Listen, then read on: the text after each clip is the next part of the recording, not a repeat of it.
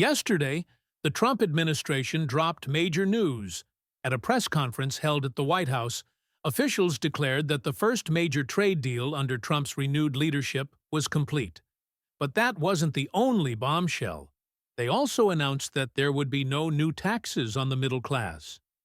These updates sparked waves of excitement among supporters, with the Trump administration confidently branding this era as the beginning of a golden age for America. In another development, a new report exposed the glaring double standards in how corporate media treats Trump's administration compared to the last. The numbers are shocking, and they point to a deliberate media narrative, one that's been challenged and brought to light in full force. Meanwhile, north of the border, Canada has wrapped up its election. The results are in, and President Trump couldn't be more pleased. The Liberal Party secured another term, marking nearly a decade in power. But what really caught attention is how Canada's election was apparently driven more by anti-Trump sentiment than domestic issues. Now let's dive deep into all these developments one by one. First, a historic milestone. Trump has officially reached his 100th day back in office. Celebrations erupted across the nation, and in Michigan, the atmosphere turned electric. President Trump held a massive rally there, and supporters began lining the streets 24 hours before the event even began. Fox News reporter Peter Doocy was on the ground, capturing the energy and speaking to attendees about what they loved most about Trump's first 100 days. Even before Trump arrived, he made an unscheduled stop at a National Guard base to meet with Michigan's Governor, Gretchen Whitmer. That moment was symbolic, a blending of federal leadership and local governance, and one that signaled unity, at least on the surface. Supporters interviewed by Fox shared their top highlights of the 100 days. One voter said, "Closing the border. That's the biggest thing." And indeed, that's not just a talking point. It's a policy reality. The border has effectively been sealed, and the number of illegal crossings has dropped by an astronomical 99.99%. In April alone, only 9 illegal immigrants were released into the U.S. compared to April of last year, which saw 184,000. That's a seismic shift. Let's talk about inflation. It's no longer the runaway monster it once was. Egg prices have dropped by 50%. Energy prices are significantly down, and gas prices are averaging around $3 per gallon. A steep decline from the $4.20 just a few months back. Even mortgage rates are on the decline. Americans are seeing real, tangible benefits in their daily lives. But the biggest game changer? Trade. 4 weeks ago, on what Trump dubbed Liberation Day, he launched a bold new era of American trade. The strategy is simple but aggressive. Force global companies to reshore their operations back to the United States. No more outsourcing to China or India just because it's cheaper. If you want to avoid tariffs and trade barriers, you come back home. And guess what? It's working. Trump's Commerce Secretary confirmed yesterday that the first trade deal is done. This is huge. America's trade deficit stands at a staggering $1.2 trillion. Cutting even 25% of that translates to a 1% GDP growth. Roughly $300 billion in economic expansion. That's how you create jobs. That's how you grow the middle class. The secretary went on to say that every country in the world now wants to make a deal with the U.S. One deal is already completed, awaiting parliamentary approval in that country.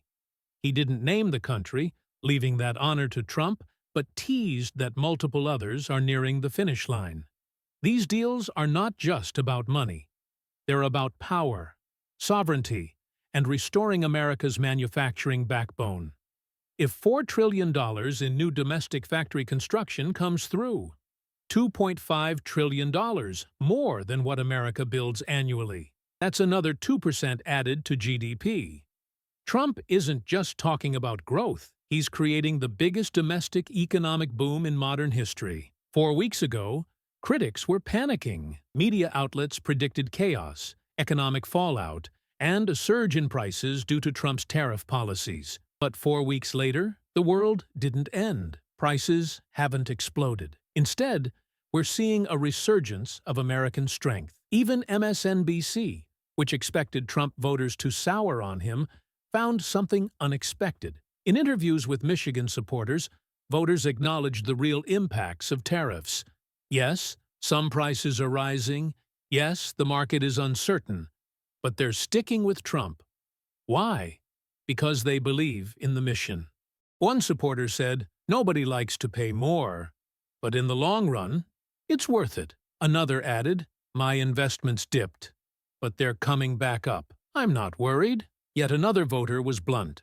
"I've already been paying higher prices since Biden. This isn't new to me." The takeaway? These voters aren't swayed by fear-mongering. They see the bigger picture, a return of manufacturing, jobs, and pride in America. Still, some critics aren't letting up. On CNN, Abby Phillip tried downplaying the $1.5 trillion in manufacturing commitments made by companies like NVIDIA and TSMC. She called them just press releases and mocked them as photo ops with shovels. But what do they expect? That entire factories should be built within 4 weeks. It's not just naive, it's willful ignorance. Trump's strategy wasn't about politeness or diplomacy. It was about forceful, unapologetic negotiation. He shook the markets, got the world's attention, and now deals are being made. What about stock market losses? April 3rd saw a major dip.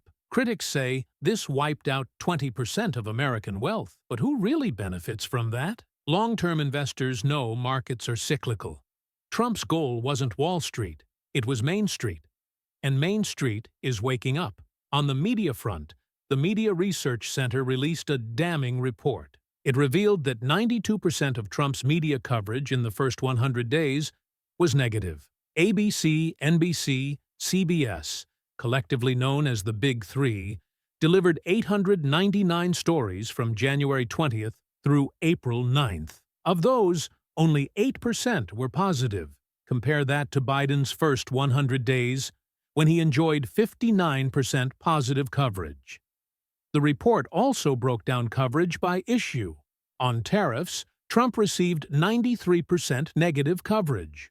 On immigration, where he's enjoying his highest approval, he still got 93% negativity. Even budget cuts got a 97% negative spin. In nearly 4 hours of primetime news, these networks spent only 3.5 minutes acknowledging the massive drop in illegal border crossings. That's not journalism, it's narrative control. And while America navigates these internal shifts, Canada faces its own crossroads. The Canadian election ended with Liberal candidate Mark Carney, often compared to Justin Trudeau, winning the race. His party may or may not secure a majority. But one thing is clear. Carney is no friend to Trump. In his victory speech, Carney said, "President Trump is trying to break us so that America can own us. That will never happen." He continued, explaining that the old relationship between Canada and the U.S., a relationship based on economic cooperation and shared growth, is over. Canada, he said, must now rely on itself. Trump wanted Carney to win. Why? Because a Liberal government in Canada means stricter environmental regulations, more red tape on drilling and mining, and less competition for American businesses. What Canada loses, the U.S. gains. Exit polls from yesterday's Canadian election reveal something bizarre. The #1 issue for Canadian baby boomers? Not health care, not inflation, not crime. It was Trump. That's right. Voters in another country cast their ballots based on how much they oppose the U.S. president. The obsession is real. As the Trump administration charts a bold new path, challenges remain. But one thing is clear. The momentum is real. Whether through trade, immigration, or media exposure, America is entering a new chapter. And Globe Pulse will be here every step of the way. Thank you for liking, sharing, and subscribing. We'll be back with more critical updates. Until then, stay informed, stay sharp, and remember, The tide is turning.